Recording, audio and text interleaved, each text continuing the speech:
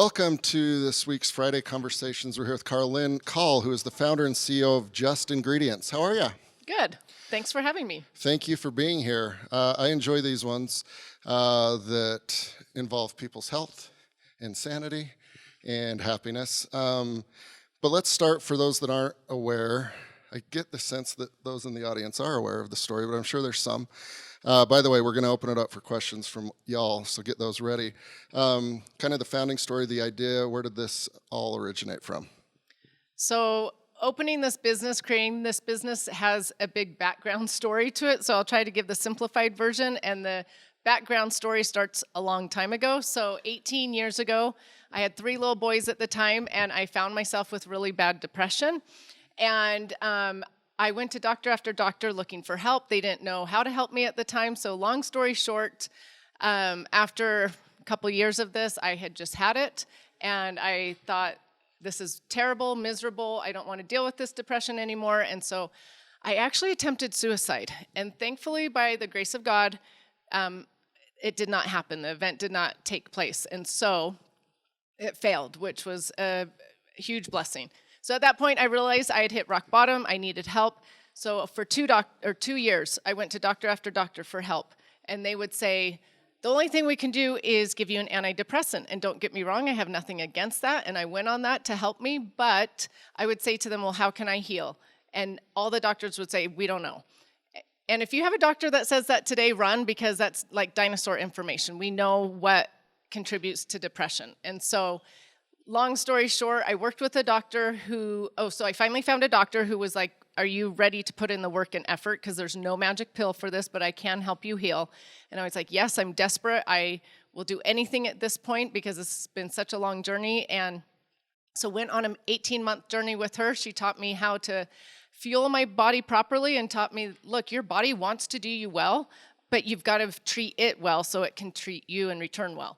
And so she taught me things about fueling my body and things we put in our body and things we put on our body and how they affect our health. And so that's been about 15 years, and she helped me get off the antidepressants. And for 15 years, I've never had to go back on antidepressants because I learned how to take care of my body properly. So that's the background. So about 6 years ago, everybody around me was dealing with an autoimmune issue, ADHD, depression, anxiety, migraines, joint pain, fatigue, like family members and neighbors and community members. And I was like, oh, I just want to help all these people so badly. I don't know how to help them because I know if they just learn a few simple ways to fuel their bodies better, they'll feel better. And so I do whatever anyone does. You start brainstorming, like, how can I do this? Could I start a business? Could I teach somehow? What do I do? Long story short, decided to do an Instagram account. I was like, if I could help like 2,000 people on Instagram, that would be great. Started this Instagram account, just giving little simple swaps of how people could feel better if they just swapped a few little things. And it just started spreading, and people started sharing things, and the account started growing. And so I was like, wow, I've got an audience here. Why don't I start educating with these little cheat sheets? And so these cheat sheets were digital downloads, and they could buy them for like $1, $2, and take them to the grocery store and learn how to buy better products at the grocery store. And one day I made $30,000 off of these digital downloads. And I was like, oh, wow, people are really hungry for this info. If I've got now this clientele and this customer base, why don't I start making products? And so that's how it all started, was with an Instagram account, these little digital downloads, and then that's what led into making products. And then here we are today, and yeah. Wow, amazing. $30,000 in one day. Yeah, it was sort of crazy. Off these dumb little cheat sheets. Yeah, pretty basic They were nothing stuff. grand. I just made them on Canva. Wow. Good for you. So fast forwarding to, you mentioned the store opening, right? A lot's happened in between now and then. So we're in 2024, and your company's called Just Ingredients, but it seems harder and harder to just have normal ingredients in normal food, right? Yep. And to combat that, it's a big undertaking. We were talking a little bit before. Today, with a quick audit, this was washed and tied. I've drank a Celsius. I'm going to eat pizza. I was spray painting something this morning, and then I sprayed wasps yesterday. That's just a smidgen of probably not good stuff, right? Yep. So, So what's my suggestion for yes. that? Okay, I'll tell you. So here's the deal. It's too hard to tell everybody to just change everything. No one's going to live a perfect lifestyle. No one's going to eat a perfect diet. I'm not about that. I'm not about perfectionism. But I believe that we're dealing with more cancer cases, more depression, more hormonal issues, infertility, things like that, because we are overburdened with toxins. And I have a podcast and just talked to an oncologist a couple days ago for the podcast, so it hasn't launched yet. It will come out in like 3 weeks. And it was fascinating about how younger people are getting cancer more so than older people, because the older people weren't as exposed to as many toxins as these younger people are, and these toxins are contributing to cancer. Anyways, that's a side note. So I believe that our body is an amazing machine that can detox 24/7 on a daily basis, but we're overburdened with too many toxins, so we just need to do what we can and reduce as many toxins as we can. But we're not in control of some of them. You're going to breathe the pollution in the air. You're going to, things like that. But what we use in our home for cleaning supplies or what we eat, those are things we can control. And so those are the ways we can lessen our toxins. So then that applies to my food and all the products that we make. We believe in only using nourishing products, which are real products, like real food products. We don't need the artificial flavors. We don't even need natural flavors. We can flavor with food. We don't need artificial sweeteners. We don't need all of these things that don't nourish the body. Let's just eat products and make products that have nourishing ingredients in it. Yeah. And going back to the day that, you saw that there was money coming in from the Instagram account, this is where like entrepreneurs kind of separate themselves. I wouldn't feel very comfortable advising or counseling anyone on very few things on planet Earth, let alone figuring out, all right, this is kind of the solution I'm going to come up with. My first product is going to be, what was it? Actually, deodorant and a facial serum. Weird, I know. But back then, 5 years ago, it was actually really hard to find a natural deodorant. Now we've got lots of different brands, but back then it was hard.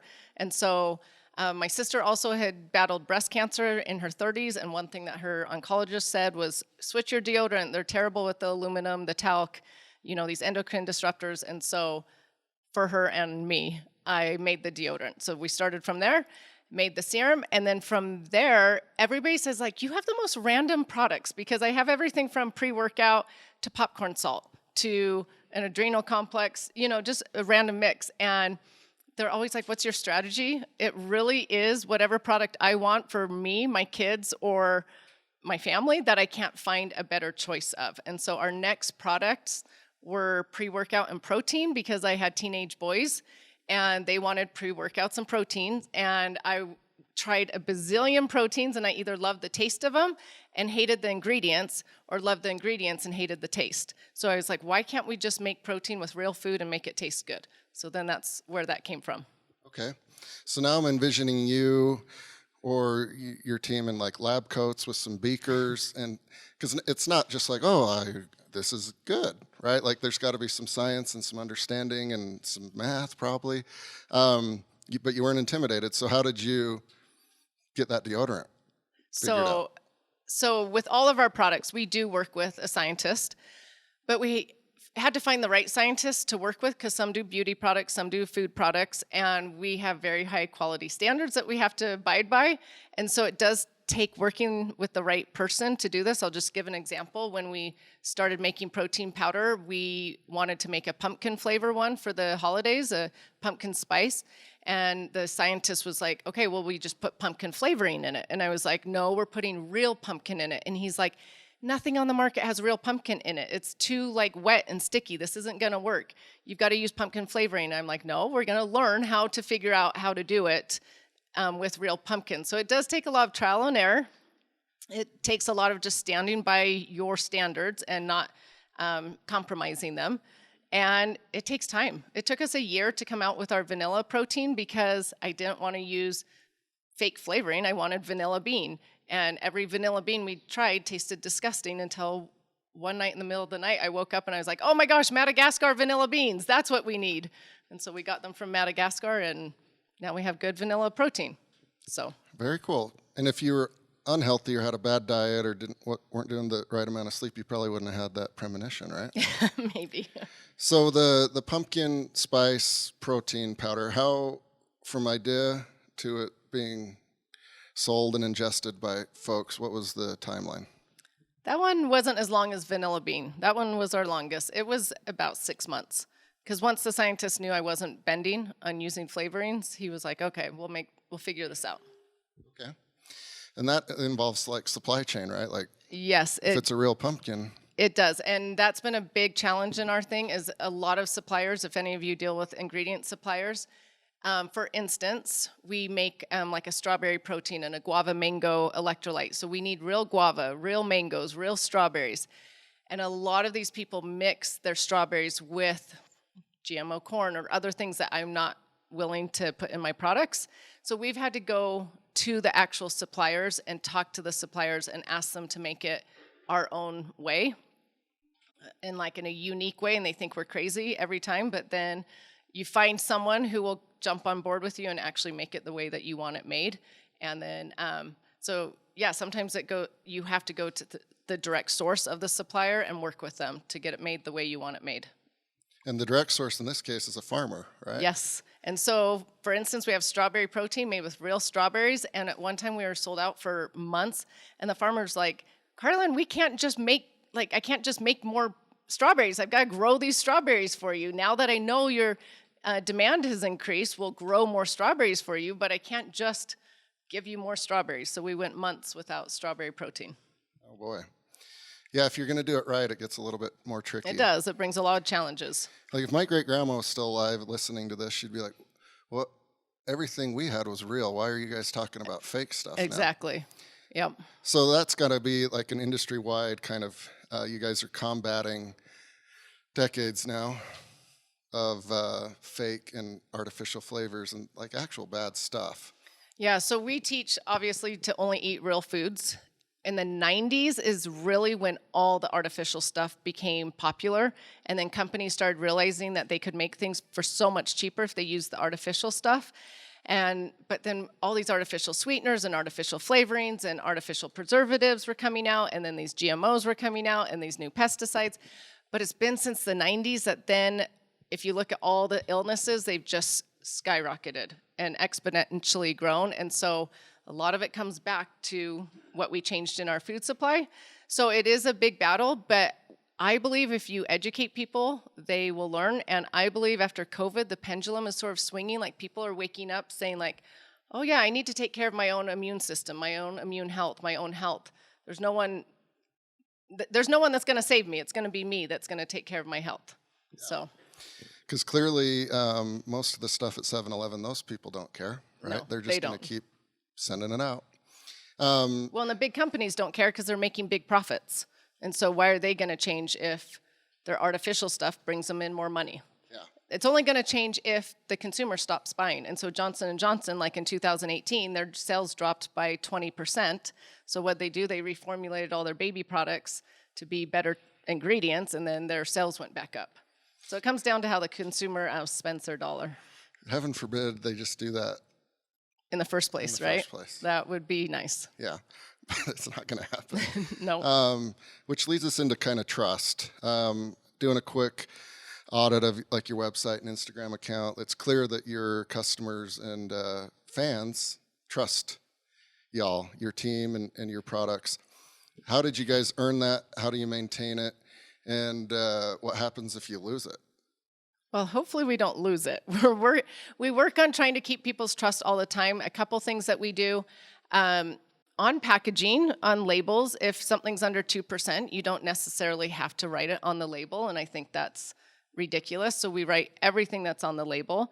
Also, we're very transparent with our customers and all communication. I think customer service departments sometimes try to hide things or try to, not tell exactly what's going on, and we try to be very transparent. So like right now, we have Oregon Complex that just came in. We third-party test everything. I don't like the scores that they came in as, which means we're not gonna have enough for subscriptions. So yesterday we drafted an email to all our subscription people saying, we are so sorry, it got third-party tested. I don't like the standards of it that it came in. We will not sell this. But in a couple months, we will have new ones, and we will put you right back on subscription when that comes. And if you're honest with the customer, they're more willing to be understanding than, sorry, it's out. We don't know when it's going to come back type thing. So I think it's really important. And people are wanting transparency these days. They're sort of tired with the bull crap, that goes on, and they want to hear from the company the true, honest truth. Yeah. And the customer service probably involves them being really, really knowledgeable of the products as well, right? It requires all of our departments because we are unique and different in everything that we make. Like our collagen is not just collagen, it's got other things in it to help your body absorb the collagen better. I mean, every product we have has something unique about it, so we have to train our sales reps, our customer service people, our marketing team, everybody. Yeah. As you started with a couple of products, obviously you have to figure out how to make money. It's not a charity, right? The margins are good and distribution's good. You have a lot more now, right? I don't know if it's hundreds or dozens and dozens, but it's a lot. And this was where the R&D could become fun, and it could get a little bit unruly chasing the squirrels. But how do you guys keep product development online? How do you take the drama out, and if it doesn't work, it doesn't work? And how do you decide ultimately, like, what your cadence is that you can sustain? Yeah, those are all good questions. So we try to keep it fun. And like I said, people tell you as a CEO, oh, you need to do this, you need to do that, you need to do this. And I'm like, well, who are you to tell me that? Like, let's just make running a business fun, and we're going to just pick and choose what we want to make. Why does there have to be an exact strategy of this or this? So we do have a little bit of a strategy in that we make products that you either ingest, rub on your skin, or breathe. And so we have like 3 lines of how we want to reduce toxins. And so like breathing would be like cleaning supplies, candles. Well, we're very limited in those. We don't have very many products, so that is where we're working right now. And so it is just looking at how many things we have and seeing like, okay, we need to work on the cleaning supplies, the candles, things like that. So we have some of those in the pipeline coming. And oh, you said drama. There's usually not any drama because we have so many products we're creating that if someone's mad about popcorn salts, they can go help on, a new protein flavor or new supplements that are coming out or the candles. So there's enough that we're always trying to create that there's not drama. Gotcha. So there's currently not like a silver bullet that somebody, let's just say it's me, 40 pounds overweight, clearly not eating healthy and using all these products. There's not just one pill yet, right? There's no magic pill, but there's 3 easy things. Okay. Eat real food, prioritize your sleep, and manage your stress. Those 3 things are a good prescription for most people. And from start to finish, do you have a favorite product? A favorite product? That's hard because I really make them all for what I want. So I do love our proteins, but a recent product that we made that I love is our probiotic, and I'll tell you why. I usually try to create things that I can't find, and so I could find on the market a probiotic with a prebiotic.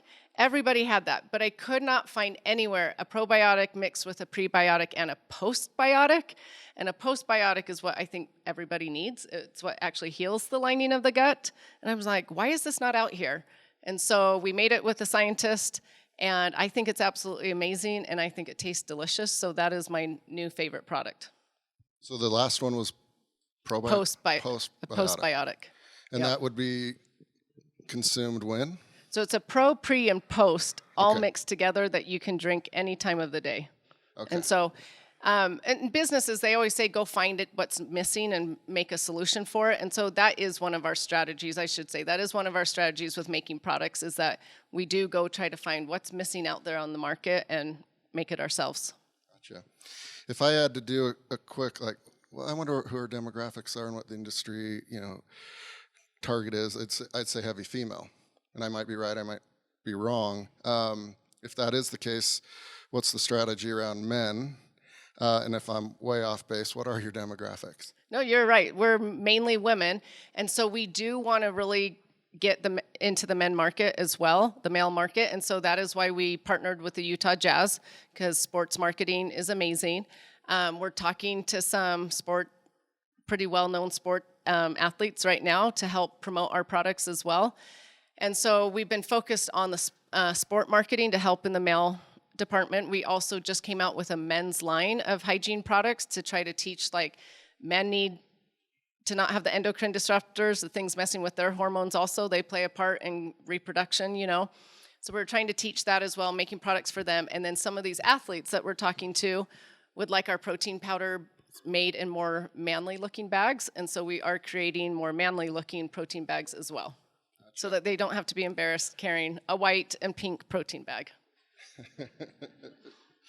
We're going to open up for questions from the audience here in a couple of minutes, so if we could get the microphone ready and get your courage up. Dudes love drinking a lot of energy drinks, right? They do. So going back to like this, not that. One, what are your views on energy drinks? And then two, if somebody only wanted to talk to you about energy drinks, what would your solutions be?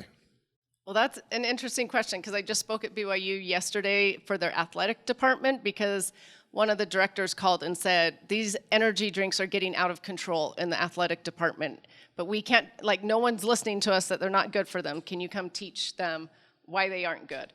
And so we talked about why they're tired and why they need energy drinks, and then we talked about what's in energy drinks that is not good for them. I mean, it's hard on their adrenals, and we talked about what adrenals are, and if your adrenals are pumping out this cortisol all the time, what that's doing. We talked about the artificial sweeteners in it and how that's messing with their gut and their microbiome. I mean, we talked about all aspects of the energy drink, and then I said, okay, if you are so addicted, first at least find an energy drink, and I gave them lots of suggestions of ones that are made with real ingredients, not all this fake stuff. Then try to go down to one drink, maybe a day, to one a week, went that route. But then we talked about that there's so many other sources out there for energy, like maybe they're just low in B vitamins. Maybe maca root is an awesome thing that helps with energy. Maybe they're low in vitamin D. Maybe they're low in electrolytes. Like 75% of Americans are actually dehydrated. Maybe it's all these other things causing them to not have the energy that they need. And really, if everybody ate a balanced meal of real foods for their carbs, protein, and fat, you would have the energy that you need to run a business, to feel good all day long, be an athlete, whatever it is. It's just we're not getting enough of the carbs, the proteins, the fats, and all those micronutrients that they provide. So people are feeling tired and exhausted and things like that. Yeah. I'd have to give you a whole presentation to answer that question. Yeah, they're sure pretty it would work, crappy, actually. though. Yeah. You can drink them and then feel like, this is not good. Talking about that, I feel like I'm looking at a real life example, right? Because in addition to running a business that's kind of on hyper growth, you've got 6 kids and everything else that a human being has to do, right? So to the point of energy and juggling, how has a healthy diet and being knowledgeable of what you consume helped you juggle all of that? Yeah, well, it's helped a ton, because anyone knows being a parent is a lot of work and busy, and running a business is busy. So learning how to manage stress is huge. Otherwise, you just exhaust your adrenals with cortisol all day long. Prioritizing your sleep is huge. And then for me as a mom, I prioritize my family. My whole company knows family first. We have put family first, and that will stay, so that it's never a conflict between do I work or family. So if a family event is there, we are there. We've had to turn down a few cool trips and things, like the Jazz invited us to Hawaii, but our kids had some special events going on during that time, and I have to stick to my guns of family first, and we had to tell the Jazz, sorry, we've got to do this for our kids. So prioritizing your family, prioritizing your health, prioritizing your stress and sleep, that makes it so that you can do a lot during the day. Yeah. All right, let's open it up for questions. Raise your hand, and then we'll go try to get to as many as we can. So there's a lot of energy towards reshoring manufacturing. So how did you guys find manufacturers? It's a really hard thing for a lot of entrepreneurs getting started. It is, but you know what? In Utah County, there really are a ton of manufacturers, and it's asking. So for instance, because someone who does powders is not going to be the same person that does deodorants, and they might be a different person that then does supplements. And so it really is just asking around, like, hey, who do you know that does deodorant? Are they someone you like? And then going and talking to them, like, hey, we have to stay by these standards, or these standards you could also do. And there are some that don't want to do what we do. And so we're like, okay, it's not a good fit, but you really do have to just ask around and then go try them out and talk to them and be totally transparent of what you need and what you want. And they're going to tell you either yes or no that they want to work with you.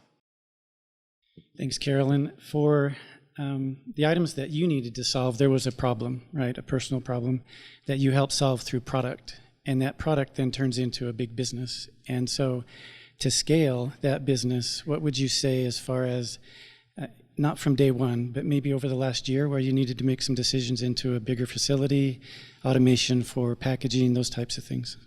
Yeah, so we have gone into a new facility, have done our own fulfillment.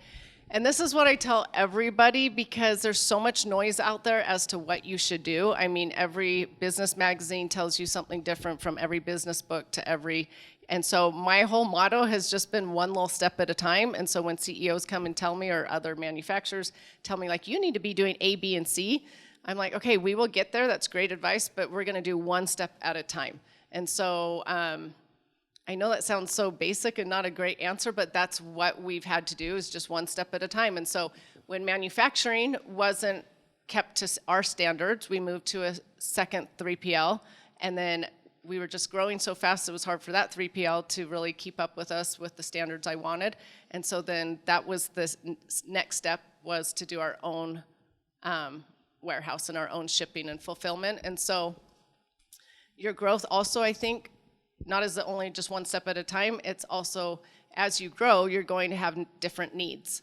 And so it's recognizing those needs and prioritizing those needs and strategizing which ones you need. Going back with marketing, for instance, social media marketing was awesome for us because I was on social media, so we started there. Then, since I was affiliate, I knew affiliate marketing, so we went to affiliate marketing next. Did we miss the boat in digital marketing? A little bit. So now our big focus is on digital marketing. And so we've just grown in the areas that we could and saw the problem in needed areas, and so you work on the needed areas as they come. Hi, quick question. Do you see trends, do you feel like, in areas that are more impoverished with people suffering the consequences of those toxins, like you said, in areas where maybe they can only afford the processed food?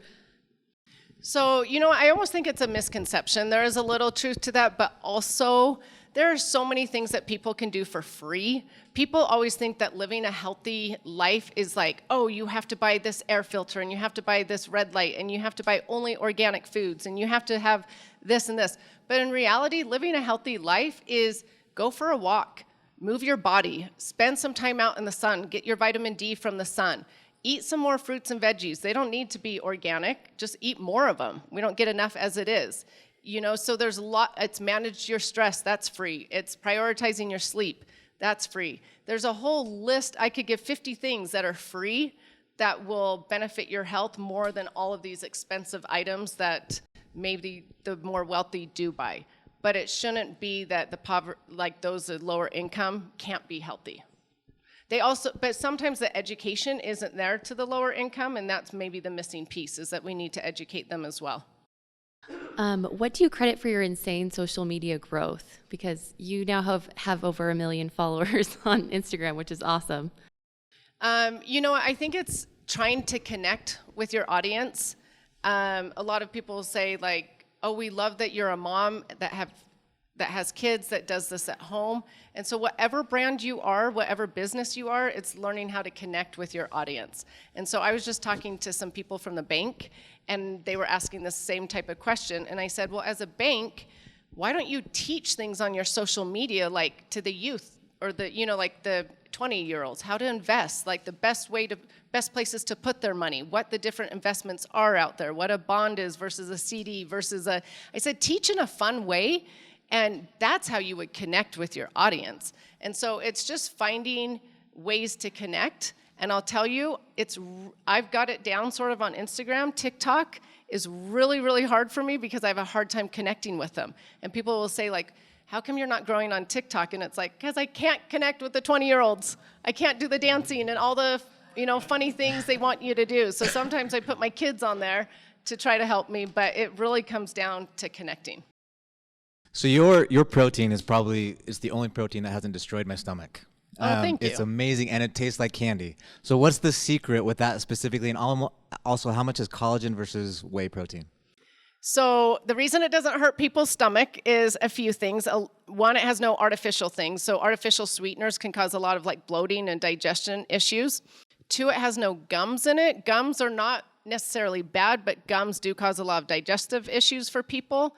And then three, most whey out there is just whey mixed with a ton of like casein and lactose. And casein is the protein that's really hard on the gut. And we have absolutely zero casein in our whey. And so we did that just because I don't want to eat the casein, so why would I make a product with that? And so when it's all just real foods, it doesn't hurt the stomach as much. And I'll tell you something cool about our protein powder. Most protein powders out there have supplemental facts on the back, the supplemental panel. Ours has a nutritional panel because it's just food. And most protein powders cannot do that because they're not just food. And so I think that's pretty cool that the FDA gives us the nutritional panel for that. So, and then sorry, you had one other, the percentage of collagen versus, well, okay, so we break up our protein, like each bag has around 20 to 24 grams of protein, but we break our protein up into whey, chia seed protein, pumpkin seed protein, pea protein, and collagen. And so they all differ a little bit, but I'll tell you maybe in private how much collagen. Well, maybe, there's probably, depending on the flavor, 5 to 8 grams in there. I got another product question for you. I've been using your pre-workout for a while, the caffeine-free one. I think it's like the tropical one. How do I get the tingles with it, which is fantastic. That's what I'm going for.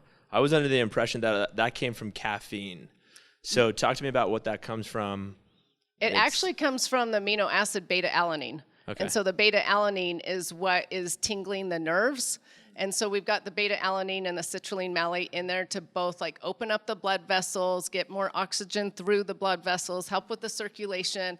But then again, those amino acids will help with the muscle recovery and endurance and things like that. And so a lot of people, some people hate the tingling, and others, I do too. I love it. I'm like, if you're going to take a pre-workout, it's got to make you tingle. But That's right. So it's the beta-alanine. If you've never tried that, because some are laughing, it does make your like ears itch and your skin itch, and it is from that amino acid. But again, that's not artificial. It is a true amino acid that's in there. That's great. And just for the earlier conversation about the branding, I'm a 29-year-old male, and I think the branding's great. So it doesn't I'm not going for like anything else. That's the stuff that I go with. So yeah. Oh, that's awesome. Well, thank you. I appreciate that. And I happen to know he's the CEO of a growing company as well, and busy, just like every other CEO. But I didn't know he had the tingles, so it's interesting. One more. Yeah, I was just curious, what did your journey look like learning about all of this like wellness and the body and health? Like, was that already a passion of yours, or how did that come about? So I actually grew up in a home where we had Frosted Flakes for breakfast or Fruity Pebbles, and for lunch probably like a bologna sandwich on white bread, and then at dinner some like frozen packaged meal or something. And in high school I had Burger King every day for lunch because it was right by the high school, so why not? You go with your friends to Burger King. So I absolutely knew nothing about nutrition. And in fact, when I worked with that doctor who helped me, I remember one of her first questions was like, do you eat any whole grains like quinoa? And I was like, quinoa? What in the H is quinoa? Like, I had no idea. And so that's how basic I was in nutrition. I knew nothing. And so it purely was to save my own life. Well, that I started learning the nutrition. I didn't want to go back to that depression, that darkness, that terribleness. And so I was like, I've got to learn this. So I just started reading things, going to classes, going to courses. Then I did a nutritionist program. And still to this day, I'm constantly reading and listening to podcasts and looking at new studies and trying to see what's out there. 2 comments and a question. First of all, congrats on your success. Thank you. I'm one of the early followers, and it's amazing to see how fast you've grown. And second comment is we're grateful for you, for your mission and your products. My wife and I have bought every single product of yours. I was talking to your husband, we probably have like 20 protein powders in our food storage. Well, thank you. I appreciate that. Love your products, love your mission. With the question, where do you see yourself in like the next 5 years? You've seen tremendous success. What's kind of the vision the next 5 years? We'd love to hear that. So I get asked that quite a bit, and people are like, are you growing this fast to be sold to Coca-Cola or what? And honestly, my passion is so mission-driven because I want to educate everybody, because I think I'm educating, and then I go to the grocery store and see what people are buying, or I hear about the next poor 20-year-old that's, got some type of cancer, or we just had a kid at our high school commit suicide last week. And so when I hear these stories, I'm like, I can't ever stop. Like, I've got to just keep spreading this mission. I just want to educate others and help others, because I feel like I was given a second chance at life for a purpose and a reason, and I need to use that wisely. And so my purpose and passion is to help people live a healthier life so that they can have more energy and feel more fulfilled and be happier. And so our mission is just to get that word out there as much as we can in the next 5 years, along with these products that help provide that, right? Products that nourish the body, help with the body, things like that. So people are like, well, why are you going to team up with some athletes? Well, it's purely because those athletes can reach a different market than I can. And so let's talk about this in the athletic world so that it can trickle down from the professional world to the college athletes, to the high school athletes, to hopefully the younger athletes. Like, oh, we don't need all these Gatorades and all these things. We actually can provide our body better electrolytes. So we are mission driven. So I hope in 5 years we're a big company still providing this mission of hope and happiness and how to fuel your body to others. So really fast, I just wanted to make the comment going off of the tingles. I accidentally left my pre-workout on the counter not too long ago. And my 4-year-old came to me in a full panic saying, my body is itchy like crazy. And he was freaking out. And this is on the way to school. And I thought, oh my gosh, I'm gonna have to take you to the ER. Like right now, what is wrong with you? I put lotion all over him. And after like an hour, I noticed my water bottle was empty. And I said to my 4-year-old, did you drink this? And he said, yes, I did. He said, oh my gosh, he had drank all my pre-workout and his body was in full tingles. And so now he calls it the itchy juice. And I said, you cannot drink this. This is itchy juice. That's funny. So anyways, our whole family is a fan of the itchy juice. Oh, that's funny. But my question for you is, you talk a lot about education. What is the quickest way to educate people about this? Is it your social media? Is it podcasting? Is it your website? We are fellow podcasters, and we actually have tried to not focus on our social media because we find that our listeners don't follow us as much on social media. But it seems like you've maybe found the balance. How are you educating people? How are you educating the masses so easily? Do you know what? I wish it was just like, oh yeah, there's only one platform that works. But like you said, I have the podcast because I do have podcasters, that just learn the stuff from the podcast, and I'll meet them at an event or something. They'll say, oh yeah, we listen to your podcast every week. We love it. But then they don't even know that I'm selling, some new protein flavor because they don't follow me on Instagram. Then I've got the Instagram people, that I'm trying to educate. But then the Facebook group people, a lot of them are way different than the Instagram people. They're an older generation that don't have Instagram, that just love their Facebook groups. And so I don't think it's just one platform or one way. I think you have to use a variety of them. And in fact, another CEO told me you need 7 different ways that you can reach people if you want to reach the masses. And are you doing that? Do you have 7 different ways? We're trying, like email and newsletter. I've got people that don't follow me at all on Instagram, but take my email every week, And so, but those email people don't even follow the podcast or don't, you know what I mean? So you've got to have all these different avenues. And that TikTok one, like I said, is the hardest for me because that is the younger generation. But if I want to reach the younger generation, I've got to keep just pushing forward on that TikTok one. So unfortunately, it's a lot of different platforms to reach everybody. And in 5 years, you'll probably need 28 different platforms. Exactly, I know. I have a question more on the business aspect of it. Uh-huh. I know Utah is known really as like the startup capital, and we have a lot of entrepreneurs, and it's always so exciting to see women entrepreneurs. But women can oftentimes have struggles with raising capital, and there are some obstacles. Did you come across any of those obstacles? And in what ways can we support as men and women, women, entrepreneurs and business owners? I actually wish there were more women business owners, because I will go to like these investment groups or some of these CEO groups, and it will be 50 men and 3 women there. And I get it. A lot of them are raising kids, and there's no blame on that. But I do love seeing the woman CEO, the woman business owner.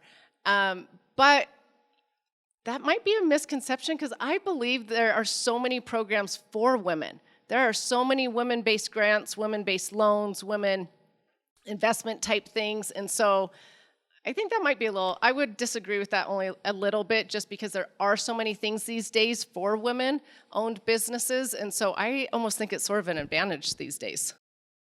You mentioned prioritizing sleep. And as busy people, as we all are in this room, that's definitely something that can be difficult sometimes. I'm wondering if you have a bedtime or a certain amount of hours that you try to get in every single night, or even if you're taking some sort of supplement to help you get to bed. Oh, I love that question. Yeah, so I have to be really strict with turning my stuff off at 10, because as business people, you could work 24/7. Right? And so I used to stay up till like 11 midnight, just keep cranking stuff out. And I'm like, it does me no good the next day. So I have to be really strict at 10. I give myself from 10 to 10:30 to just chill and unwind, whether that's scrolling social media, reading a book, watching a show, something. Go to bed at 10:30, and I'm up at 6:30 for the gym. So I do, just because I need a good 7-8 hours of sleep. So I just function better, faster, more efficient the next day if I've got that sleep. Awesome, thank you. And do you use any supplements by any chance? Oh, I will tell you, this has helped my husband and so many people on Instagram. If you cannot fall asleep, magnesium is amazing, because it calms the nervous system down and helps you relax. So take 2 good magnesium pills. Well, the one I like is 2 pills at night, like 20 minutes before you want to go to bed. It helps so much. You can go ask my husband about it. He's here. Awesome. It's game changer if you have a hard time sleeping. And it's because our cortisol is so high, because we just go all day long, and we're stressing about our businesses, and we want to do this and this and this. And so we have a hard time calming that cortisol down to go to sleep. So magnesium helps.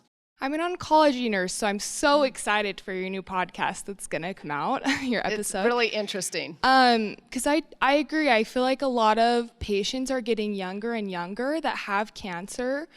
And so I have been getting into this and like educating myself on nutrition. Do you feel like your educational background has impacted your listeners, or do you think people are just so hungry for education that they just will listen to you on social media and things like that?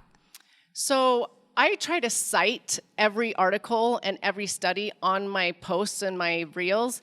And so I think that's what gives people the oh, okay, she's not just making this up. Because I feel like on TikTok, when I scroll through, I'm sometimes like, ooh, like this is not quite right what you guys are saying. And I feel like everybody's just saying so much. And so I think people do trust me a little bit more than maybe other sites, because I will cite it. Like, here, if you don't like what I just said, here, go read the research article on it. Go read the study on it. So that helps, but also me being not the only one saying it on my podcast. It's top experts and scientists and Harvard, psychologists and all these amazing people that come and talk about it and tell about their research and what they're doing. And so having that additional group of people to say like, hey, did you hear what the oncologist said? Like when it comes out, I will be like, look at this reel that this oncologist said this and this, you know what I mean? And so having that other group of people to support what I say is huge also. Okay, that's good to know. So as a mom of 6, how do your kids, you've had such an impact, I'm sure, on them. So how does that translate and show up in their lives? And how does that drive their ambitions? And just if you could provide a small story about how that's been rewarding for you, because I'm sure that's your pride and passion. It has been fun having the kids involved in the business, and they have been very involved in the business to the days where we packaged things in our own home. They helped us. And when we move to a bigger space, they would help us. But I also am very respectful, try to be respectful of each individual person, because like my oldest loves to be on the camera, my second hates it. So it's very rare that he's on the camera. My third loves to be on the camera, and he wants to be an entrepreneur. So he's constantly asking questions about the business, where my second wants nothing to do with business. And so we do have to, as parents, though, respect each person and what they like and what part they like of the business and where they like to help or don't help. And so if I can treat them each as individuals like that, it's better than everybody has to do this for the business or everybody has to do this. It's more individualized. Very cool. What a journey. Thank you so much, Karalynne, for taking the time to tell us about your story, tell us about Just Ingredients. Congrats to you and your team. Congrats on the new store and everything you guys have accomplished. Appreciate it. Thank you. Appreciate it.